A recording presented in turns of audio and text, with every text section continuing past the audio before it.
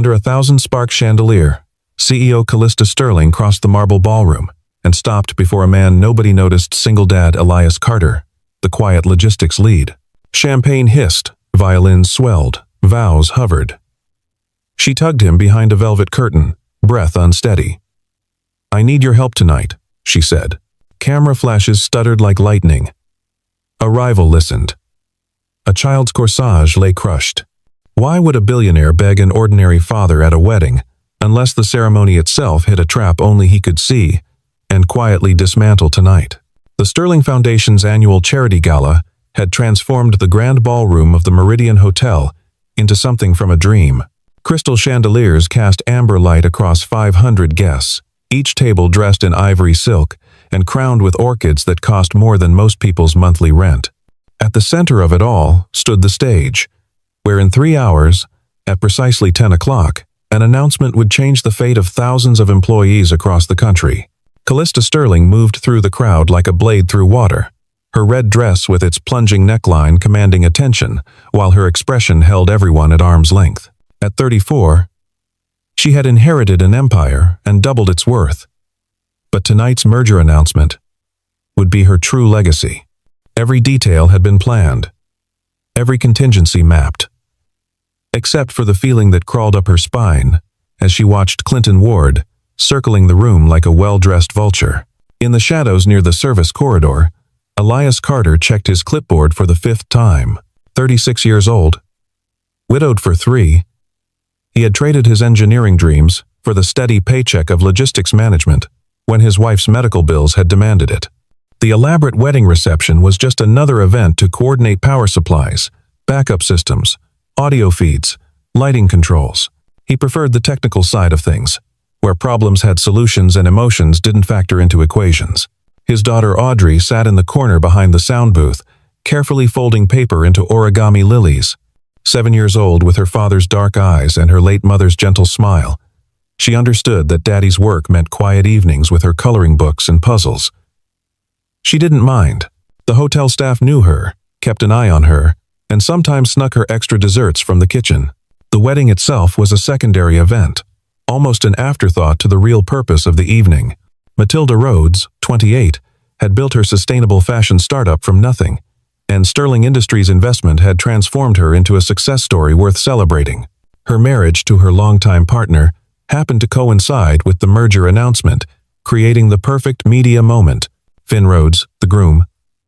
For an unfortunate coincidence in his name, he shared it with Callista's best friend who had died 2 years ago. A fact that had the gossip mill churning.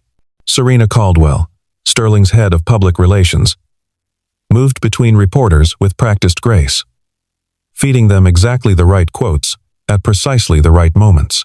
At 32, she had orchestrated dozens of these events, but tonight felt different. She caught Callista's eye across the room and saw something she rarely witnessed: uncertainty. George Hale, the hotel's security chief, monitored everything from his position near the main entrance. 55 years old, former military police, he ran operations with the precision of a Swiss watch. He noted Clinton Ward's movements, the way the man's assistant kept disappearing into service areas, the subtle wrongness in the atmosphere that his trained instincts recognized but couldn't quite name.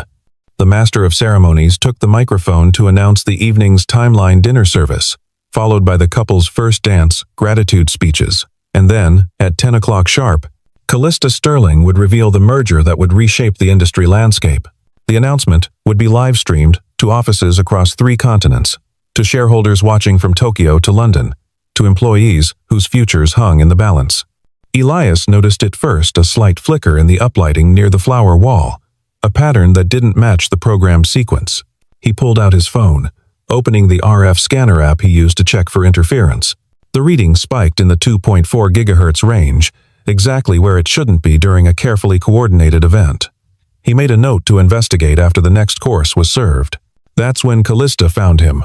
She moved with purpose, her heels clicking against marble until she reached the velvet curtain that separated the main ballroom from the service area. Without a word, she gripped his arm, not hard, but firm enough to communicate urgency, and pulled him into the shadows behind the curtain. Her perfume, something expensive with notes of jasmine and cedar, mixed with the sharp scent of fear-induced adrenaline. "I need your help tonight," she said. her voice barely above a whisper. Her hands trembled slightly as she pulled out her phone, showing him a photograph that made his engineer's mind snap to attention. Someone had overlaid the hotel's electrical schematics with markings in red ink, identifying what they called kill points, specific nodes that, if triggered simultaneously, would cause a cascading failure during the merger announcement. "Someone's going to sabotage the event," she continued, her usual commanding tone cracking at the edges.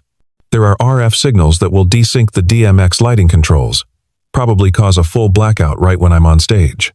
The audio will feedback, the live stream will crash, and by tomorrow morning, Sterling Industries will be a laughingstock. The merger will collapse, and thousands of people will lose their jobs." Elias studied the image, his mind already parsing the technical implications. "Why come to me? You have a security team, IT specialists, because they're all visible. Everyone knows who they are, where they'll be stationed. But you," she paused, meeting his eyes for the first time, really seeing him. "You're invisible to people like Clinton Ward. You can move through this space without anyone questioning why you're checking equipment or adjusting settings. I need someone who understands the technical side but won't draw attention." The weight of her request settled on his shoulders. In the corner of his vision, he could see Audrey through the gap in the curtain, still folding her paper flowers, blissfully unaware of the storm gathering around them.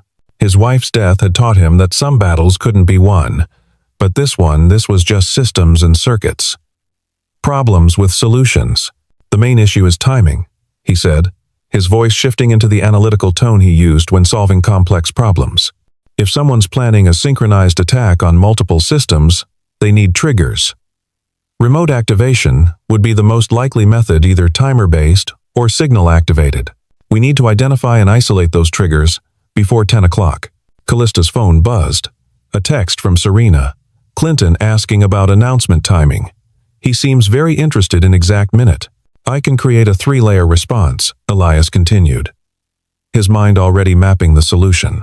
"First, we scan for RF interference and identify any unauthorized devices. Second, we isolate critical systems, create manual overrides for the lighting and audio boards. Third, we prepare backup protocols that can be activated instantly if something gets through." "What do you need from me?" Callista asked. "Cover. I need to move freely without questions.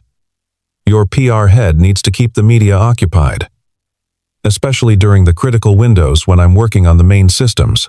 And I need access. George won't let me near the primary electrical panels without authorization."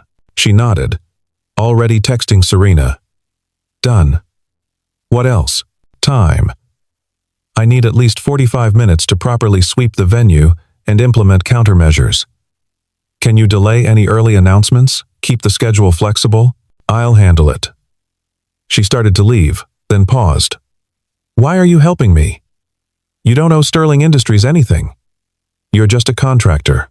Elias thought of Audrey, of the medical bills that had drained their savings, of the steady job that kept them afloat. But more than that, he thought of the thousands of families depending on this merger, on their jobs continuing, on their health insurance remaining valid. "Sometimes the right thing to do isn't about who owes what to whom," he said simply. The first sweep revealed 3 devices hidden with disturbing cleverness.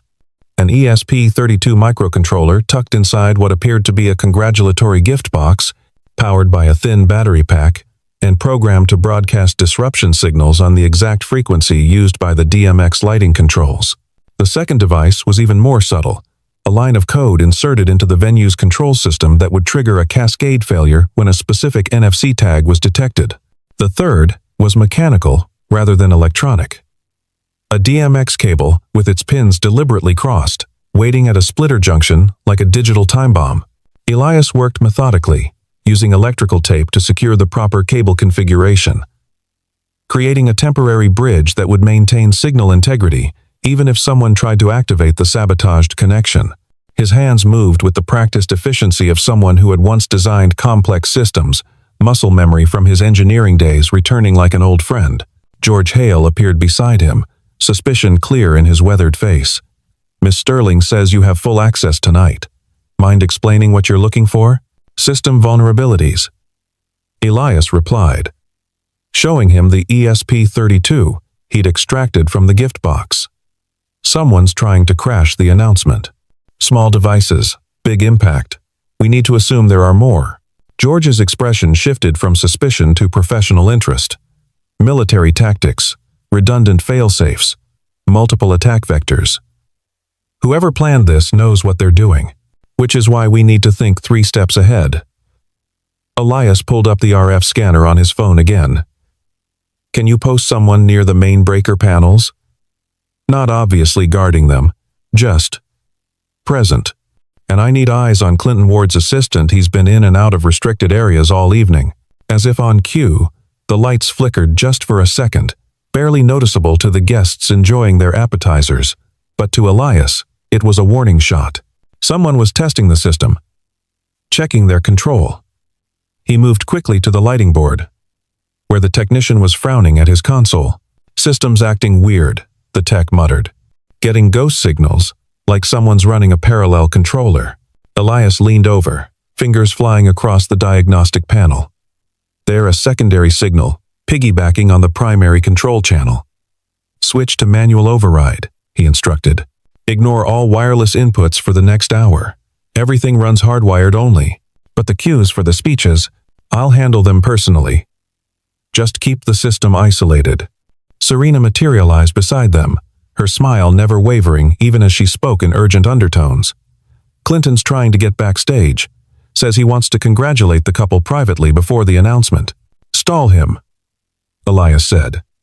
Tell him there's a photo opportunity in the garden in 15 minutes. Exclusive lighting. Perfect for his PR needs. She nodded and glided away, already crafting the perfect excuse. Callista, meanwhile, had taken the stage for an impromptu toast, drawing all eyes to her as she spoke about partnership, trust, and the courage to build something greater than yourself. Her words were meant for the wedding couple, but Elias heard the subtext she was buying him time. The second wave of sabotage triggered at 9:23.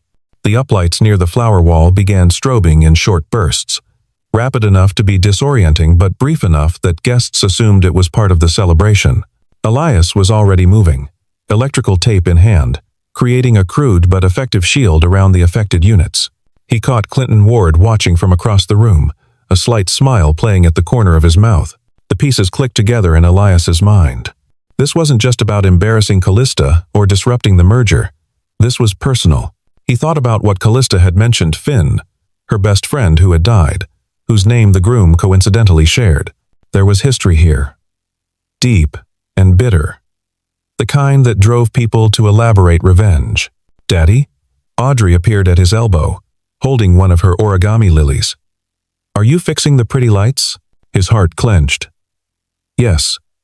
Sweetheart, just making sure everything works properly for the party. There's a man who keeps walking by the door where I'm sitting. He smells funny, like the chemistry set at school. Elias's blood went cold. The smell of epoxy resin, industrial adhesive used in electronic devices. Which door, Audrey? Show me. She led him to a service entrance near the mechanical room. There, barely visible unless you were looking for it, was a small QR code sticker that appeared decorative, but was made from retroreflective material, the kind used in industrial applications. When scanned, it would likely trigger another phase of the attack. Good eye, princess, he told Audrey, peeling off the sticker carefully. Now go back to the sound booth and stay with Mrs. Patterson, okay? Don't go anywhere with anyone except me or Miss Sterling. Is something wrong? No, just being careful. It's part of my job. He watched her return to safety, then examined the QR code under his phone's flashlight. The encoding was complex, but the pattern suggested a time-based trigger, something set to activate at exactly 10 o'clock. He covered it with aluminum foil, creating a simple Faraday cage that would block any scanning attempts. Callista found him in the mechanical room, her composed mask finally cracking. Clinton just received a phone call. He said phase 1 and 5, before he noticed me listening. What does that mean? It means we're running out of time. Elias showed her the collection of devices he'd found. This isn't just sabotage. It's a coordinated attack designed to humiliate you personally. The timing, the redundancy, the public nature of it all. Someone wants to destroy not just the merger, but your reputation. She closed her eyes, pain flickering across her features. 2 years ago, Clinton orchestrated the leak of my best friend's medical records. Finn had been seeking treatment for severe depression, and the revelation destroyed a medical startup deal he was trying to close. He took his own life 3 days later. I swore I'd protect everyone under Sterling's umbrella from that kind of destruction. The weight of her confession hung between them. Elias understood now this wasn't just about business. This was about redemption, about protecting others from the kind of loss she'd experienced. The same kind of loss he carried every day. "We're going to stop him," he said firmly. "But I need to know, is there anything else Clinton might use against you? Any other pressure points?" Before she could answer, George's voice crackled through the service radio.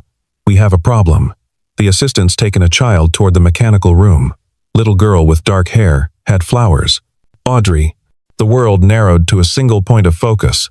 Elias ran, his feet pounding against the service corridor's concrete floor. Behind him, he heard Callista barking orders to security, Serena's voice coordinating a subtle lockdown that wouldn't panic the guests. But all he could think about was Audrey's face, her trust that Daddy would keep her safe. The mechanical room door was locked from the inside. Through the reinforced glass window, he could see her Audrey, pressed against the far wall, tears streaming down her face. Clinton's assistant stood by the main control panel, where a timer counted down from 9 minutes. The man held a tablet, his finger hovering over what was clearly a trigger button. Interesting how much people reveal when they think nobody's watching. Clinton Ward's voice came through the intercom speaker. He was somewhere else, safe from immediate consequences. But his words were clear. "Choose, Miss Sterling.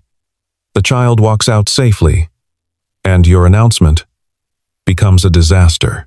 Or you maintain your precious reputation while explaining to a grieving father why his daughter paid the price." Elias forced his breathing to steady, his mind shifting into the hyperclear state he'd developed during his wife's final days, when every decision mattered and emotion was a luxury he couldn't afford. He pulled out his employee key card, the one George had grudgingly authorized, but added a twist using a paperclip to bridge 2 contacts on the reader. A vulnerability he'd noticed weeks ago but never reported. The lock clicked open silently. Inside, he moved like smoke, keeping the equipment racks between himself and the assistant. The man was focused on his tablet, probably streaming video to Clinton. The timer showed 8 minutes, 12 seconds. On the control panel, Elias could see the final phase of the sabotage, a script that would cascade through every connected system, from lights to audio to the live stream feeds, creating a catastrophic failure that would be impossible to recover from in real time. "I'm here," Elias called out, stepping into view with his hands raised. "Let her go. You want leverage? Take me instead. I'm the one who's been dismantling your plan all night." The assistant's eyes narrowed, uncertainty flickering across his features. This wasn't in the script. Through the intercom, Clinton's voice crackled. Touching, but unnecessary. The timer's running regardless. But Elias had noticed something Clinton hadn't: the emergency power cutoff. Installed after a renovation 3 years ago, positioned just behind where Audrey was pressed against the wall. If she could reach it, if she understood. "Audrey," he said calmly, meeting his daughter's terrified eyes. "Remember the game we play? The one where you're the engineer and you have to find the big red button?" Her eyes widened slightly. She remembered. They'd played it dozens of times in his workshop, teaching her about safety switches and emergency protocols. Her small hand moved slowly, carefully, along the wall behind her. "Stop!" The assistant started forward, but Elias moved too, putting himself between the man and his daughter. "You don't want to do this," Elias said, his voice steady despite his racing heart. "Clinton's going to let you take the fall. When security reviews the footage, when the police investigate, whose face will they see? Not his." The assistant hesitated. In that moment of doubt, several things happened simultaneously. Audrey found the emergency cutoff and pulled it down hard. The room plunged into darkness, lit only by the emergency exits and the glow of the tablet. Elias lunged forward, not for the assistant but for the control panel, his fingers finding the manual override switches by touch. George burst through the door, tactical flashlight blazing, with 2 security guards behind him. And through it all, the timer continued its countdown, now showing 6 minutes, 43 seconds. The assistant dropped the tablet and ran, bowling past George toward the service exit. The security guards gave chase, but Elias didn't care about that. He scooped up Audrey, holding her tight, feeling her small body shake with sobs. "You did perfect, princess," he whispered. "You're my brave engineer." Callista appeared in the doorway, her face illuminated by her phone's screen. The timer? Still running. Elias set Audrey down gently, asking George to take her somewhere safe. Then he turned to the control panel, his fingers flying across the switches and displays. "But I can isolate the affected systems. Create a buffer. The script will execute, but it'll hit dead ends instead of live circuits. How long do you need? 4 minutes. Maybe 5. You have 3. She turned to Serena, who had just arrived. "Get everyone to the garden for an impromptu champagne toast. Tell them, we want to catch the moonlight for photos. Make it sound exclusive, irresistible." As the ballroom slowly emptied, Elias worked with surgical precision. He rerouted power through secondary circuits, created dummy loads for the sabotage script to target, and established manual controls for the critical systems. It was like defusing a bomb while building a new one simultaneously. Every connection had to be perfect, every timing sequence exact. 2 minutes. His hands moved faster, muscle memory from his engineering days taking over. He thought of his wife, how he'd once rewired their entire house's medical equipment to run on backup power during a storm, keeping her life support systems running. He'd failed to save her in the end, but he wouldn't fail tonight. 1 minute. The script was beginning to execute early commands, testing connections, preparing for the main event. Elias redirected each probe, sending them into digital dead ends he'd created. It was like playing 3-dimensional chess at lightning speed. 30 seconds. Clinton's voice came through the intercom one last time. "You think you've won? Even if you stop this, everyone will know something happened. The doubt will be enough." 10 seconds. Elias made the final connection, bridging the main system to his isolated network. 5 seconds. The lights flickered once, twice. 3 seconds. The audio system hiccuped. A brief squeal of feedback. 1 second. The timer hit 0. Nothing happened. Or rather, nothing visible happened. In the isolated network Elias had created, chaos reigned. Systems crashed. Signals conflicted. Digital destruction played out in a sandbox that touched nothing real. The actual ballroom systems hummed along peacefully, ready for Callista's announcement. She looked at him, and for the first time all evening, truly smiled. "Thank you." As the guests filed back in, chattering about the lovely garden interlude, Callista took the stage with renewed confidence. But before the merger announcement, she had something else to say. "Ladies and gentlemen, before we discuss the future of Sterling Industries, I want to address something that happened tonight." She gestured to the side of the stage, where security was escorting Clinton Ward and his assistant. These men attempted to sabotage not just this event, but the livelihoods of thousands of employees. They failed because of the vigilance and expertise of someone most of you have never noticed. Elias Carter, our logistics coordinator, who detected and prevented a catastrophic system failure that would have embarrassed us all. The spotlight found Elias, who stood uncomfortably in its glare. Still in his simple black uniform, still holding the tablet with evidence of the sabotage. Serena had already uploaded the key files to a secure server, creating an undeniable trail of Clinton's involvement. "Mr. Ward," Callista continued, her voice carrying the authority of someone who had won decisively, believed he could use technology to destroy what we've built. He forgot that technology is only as good as the people who understand it. And tonight, the better person won. The ballroom erupted in applause. Clinton was led away by security, his face a mask of fury and disbelief. The police would be waiting outside. George had made sure of that.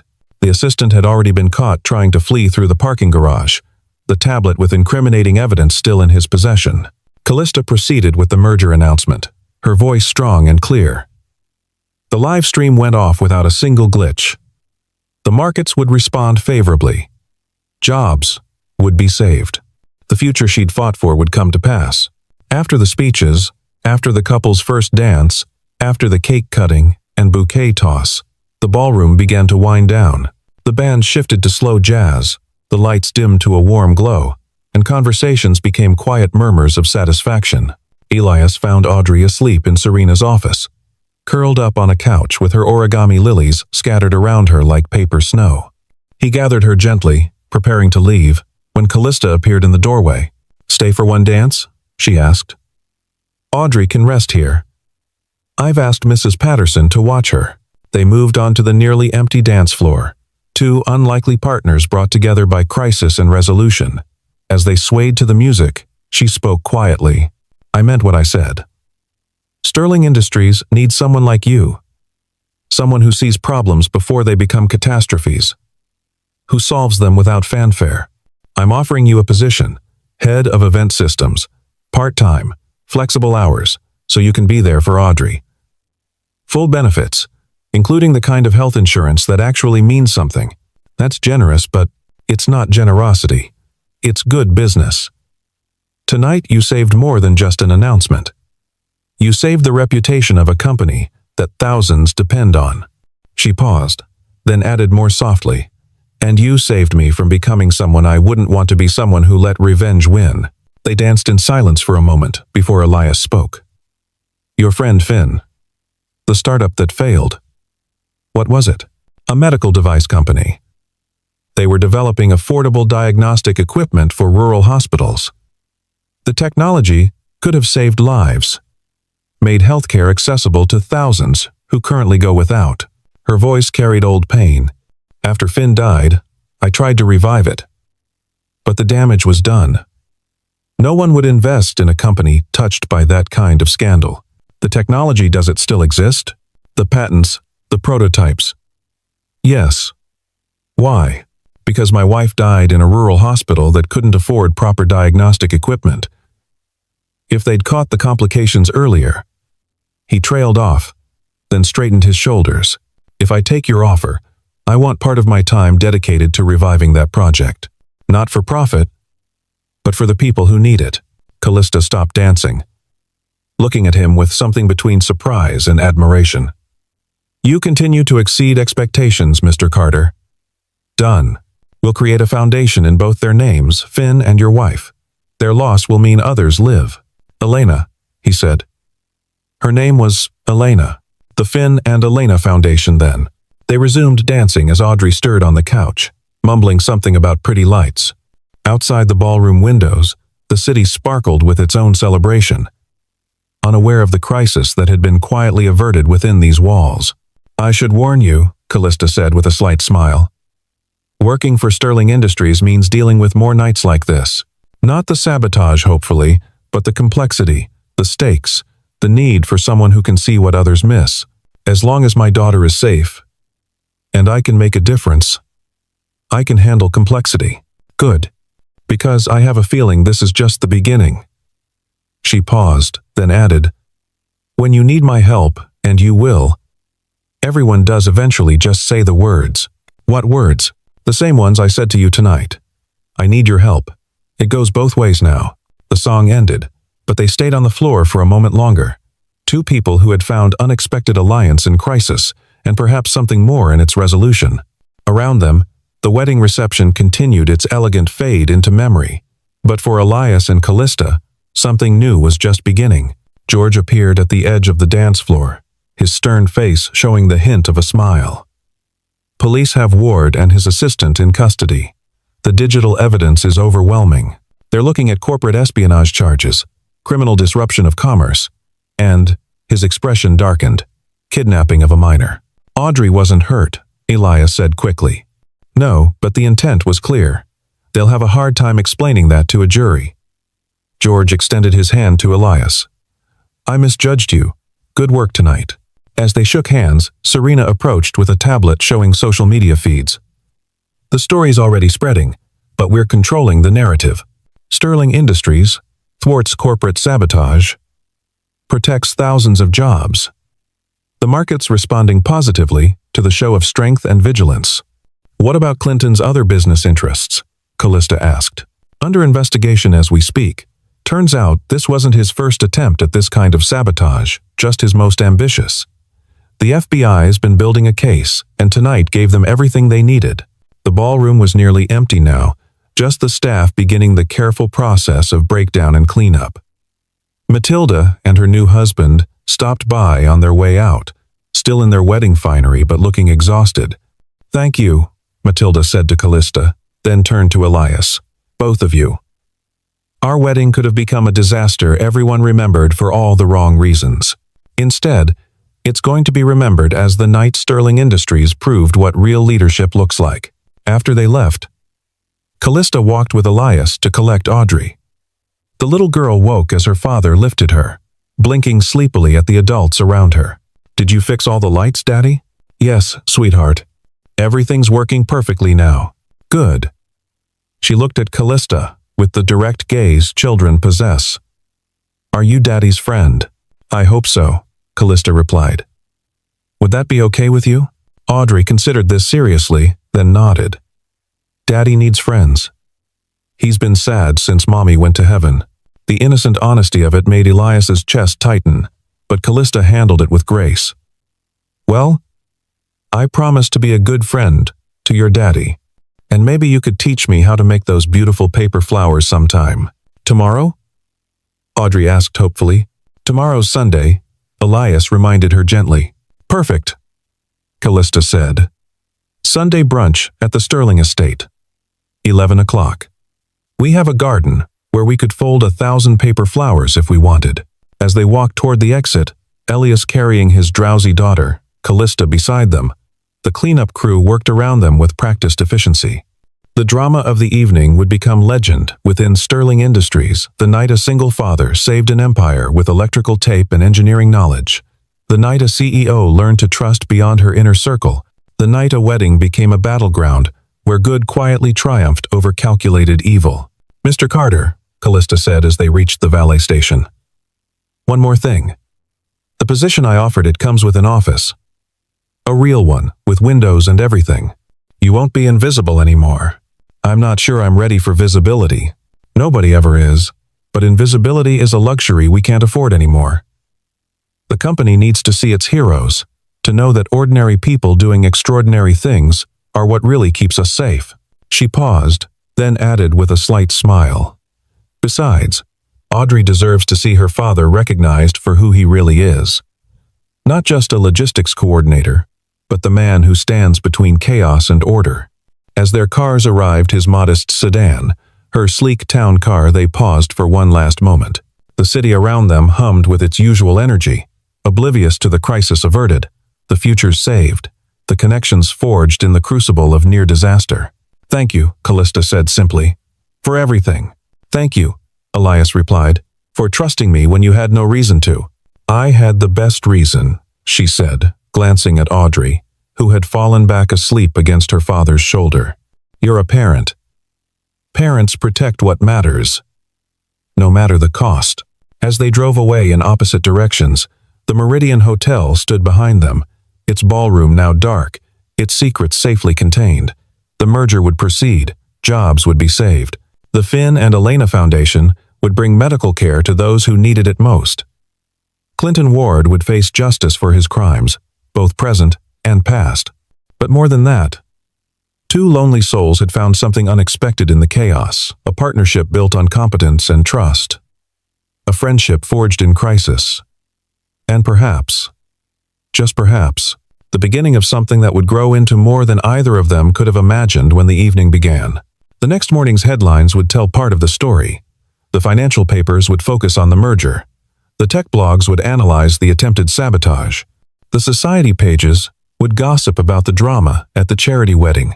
But none of them would capture the full truth that sometimes the most important victories are won not by CEOs or security teams, but by quiet people who notice what others miss, who act when action is needed, and who understand that true strength comes not from power or position, but from the willingness to help when someone says they need you.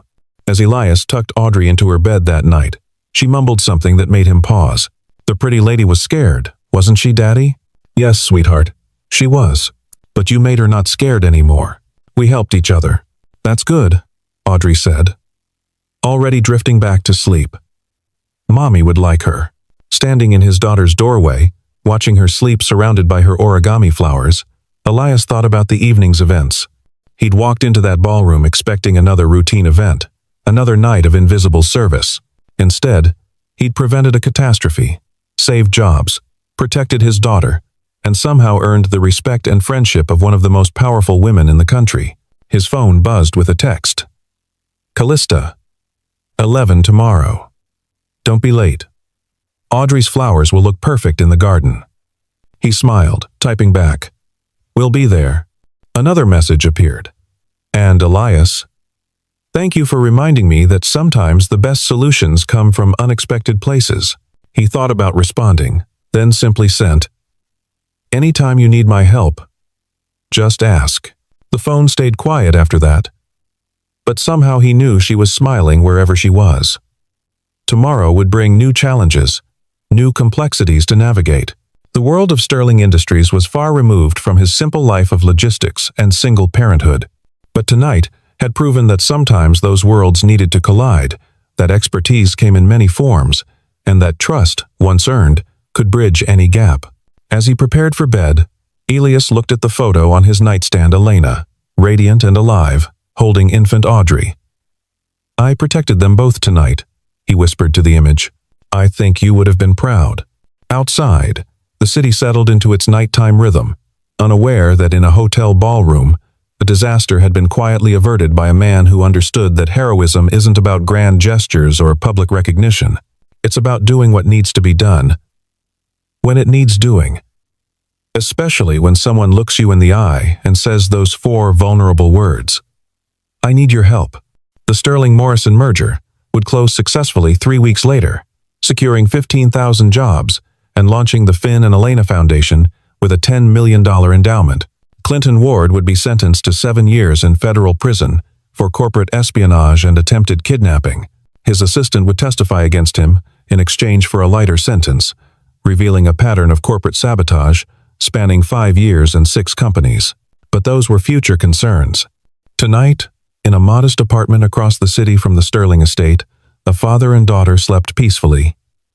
While in her penthouse, a CEO stared at the city lights and thought about second chances, unexpected allies, and the profound power of trust.